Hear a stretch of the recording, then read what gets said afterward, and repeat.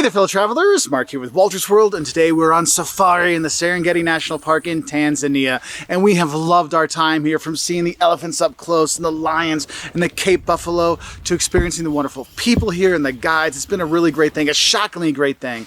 And today what we have for you are 10 things that shock tourists when they do come on a safari here in the Serengeti and in Tanzania in general. And the first thing that shocks you is when you see the first of your big five, or when you see for the first time one of the animals that you've always dreamed of seeing in Africa, the smile that comes on your face. I mean, when Jocelyn saw the giraffes, her favorite animal, the first one, you could see the smile pop up. Caleb, when he saw the zebras, he's like, zebra! And his face lights up. When I saw the elephants, you just light up. And it's shocking how much it really turns you back into a little kid when you first see them. And it's just a wonderful thing. Now, the second thing that might shock you, though, is how long it may take you to find the big five. So the big five, there's the Cape buffalo, which you'll probably see quite a few of. There's lions, they're pretty relatively easy to find. You have the elephants, which are hard to miss. And then you got the black rhino and the leopard, which are a lot more difficult to see. So it may take you a couple of days to see all of them, and sometimes people don't see all of them, especially the rhino. Like the rhino you probably won't see here in the Serengeti National Park. It's easy to see them at the Ngorongoro Conservation Area, the crater there, to see them there so you can see all the big five. But just know it will take time and you will be driving around, so just have a heads up for that. Now the third thing that shocks you is when you come in here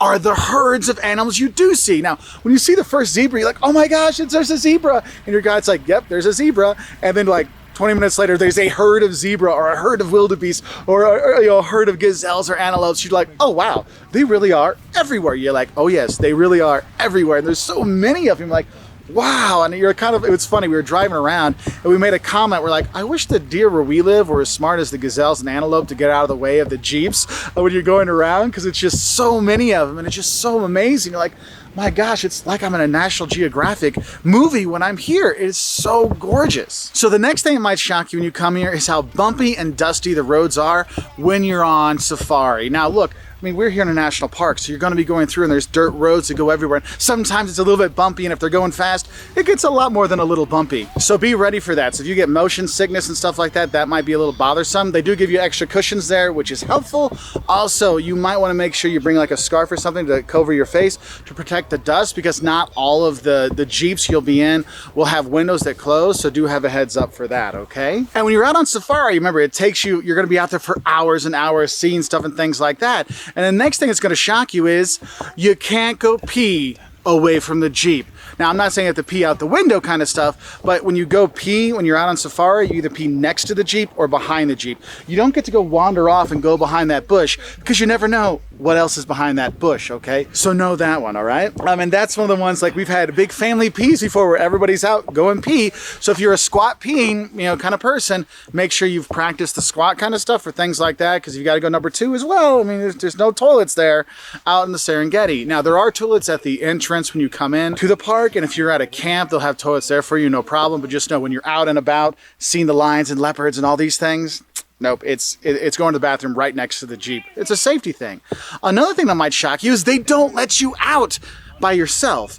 One, you don't get out of the Jeeps except to go pee, okay? You actually stay in the Jeeps. It's cool. They pop the top up and you're in the Jeep and you get to like view everything, but you don't go out and you don't go next to the animals. Remember, they're wild animals, okay? You don't feed them because they'll feed on you, all right? And so you have to stay in the Jeep. And so that's one of those things you're like, oh, I don't get up and see them. No, you don't. So have a heads up for that one. It's kind of shocking, but also they don't let you walk alone at night, because look, I mean, we go right out into the park. Our camp is right behind you. Like, it's right behind you. The camera is on the campsite, okay? And the animals come up here. The Cape buffalo, last night, we're walking around bumping into our tent and we could hear them eating the grass right next to us. I mean, there's tracks all around here. We heard 2 lions chatting outside our tent yesterday, like, what's gonna have for dinner? And you're like, oh wow. And it's a mix of like insanely cool and a little bit scary at the same time. So it does shock you for that. So that leads into the next thing that shocks people when they come here. And this is one that Liam wanted to make sure we told you, because it shockingly scared him. And that is how close the animals do get to you in your camp at night, and the sounds that are all around you. Yes, it is really cool and it can be a bit scary, but it does really, I mean, they're right there with you. You'll see the tracks and you'll feel them bump into your tent and stuff like that. So, you might call the front desk to let them know, like, hey, they're really close this time, to give them a heads up. I know a lady we talked to, She had a hyena that was trying to get into her tent. Another one, she couldn't get back to her room because there's a lion there. That's why they don't let you go out by yourself. You need to have one of the guides that guide you out, maybe to the bathroom at night or to the restaurant and stuff like that. So have a heads up. And Jocelyn, what do you want to? I find lions outside my tent at night terrifying. That's all. Yeah, she didn't get much sleep last night. None at all. Yeah, so there is that. Anyway, so the next thing that might shock you when you come on a safari is how kind and friendly and helpful and insightful the staff are at the camps and the guides. I mean, they're here to help you have the best time possible, and the people are just fantastic. And I've seen a lot of tourists that really don't interact with the guides and don't interact with the staff. And the thing is, they're super friendly, they're super helpful, and it really enriches your trip here when you do talk to them. And the thing is, we become kind of friendly with some of them. We've actually become like a courier of messages between the different camps we've been at. Oh, hey, our buddy Stanley at one place, like, oh, my friend Ezekiel works at this other camp. Could you say hi to him for us? And so we've had all this stuff to really kind of get us together, and it's just been a fantastic thing. So you're like, my gosh, everyone's so friendly and helpful. It's really kind of a cool thing. Now, the ninth thing that might shock you when you do come here is the fact that it actually gets really chilly at night.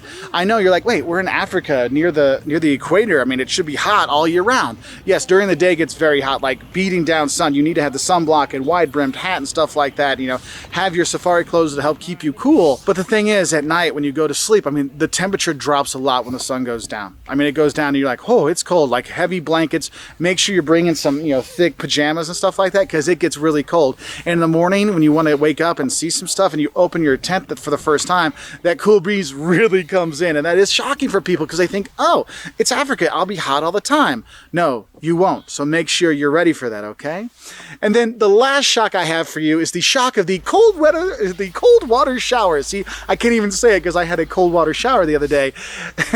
And it is kind of shocking how cold that water can be, but also it pays off because when you get up in the morning and have those cold water showers, you get to have some of the most beautiful sunrises in the world. It's just fantastic. When you watch The Lion King and you see the sunrise on there, it's even better in person when you're here. But just know, sometimes you might just have a pits that you just might, certain parts of you and stuff like that. So a cat bath, that's my wife would say. I'll let you translate the CAT part. But honestly, it can be a bit chilly. The nicer place you stay, the more likely to have some hot water, but you're not gonna have a lot of hot water. So just be ready for a little cool chill in the morning to get you going to see the beautiful sunrises. Anyway, I hope this helped you get excited to come to the Serengeti and go on a safari here in Tanzania. It has been a wonderful experience for us. We're here with my parents and the grandkids and everybody, and it's just been such a great family time here. And you can have a really great time here in Tanzania. So I hope this helps you know a little bit. If you want to learn more, maybe some of the more serious don'ts of going on safari, what you should know before you go, or maybe a little bit of Swahili before you come, check us out on our website at woltersworld.com. We're also on Twitter, Facebook, Instagram, YouTube, Pinterest, and we really appreciate your likes and subscriptions. So we wish you a great time here in the Serengeti National Park or in Tanzania, or any kind of safari you go on, because these kind of shocks really go with a lot of the safaris you're going to be on. So have a heads up for that. And I want to give a special thank you to all our patrons on Patreon who make honest travel videos like this possible so we can help out fellow travelers like you. If you want to find out how you can help us out to keep making these honest travel videos, go to patreon.com/WoltersWorld to find out how. And I'll say bye from Tanzania.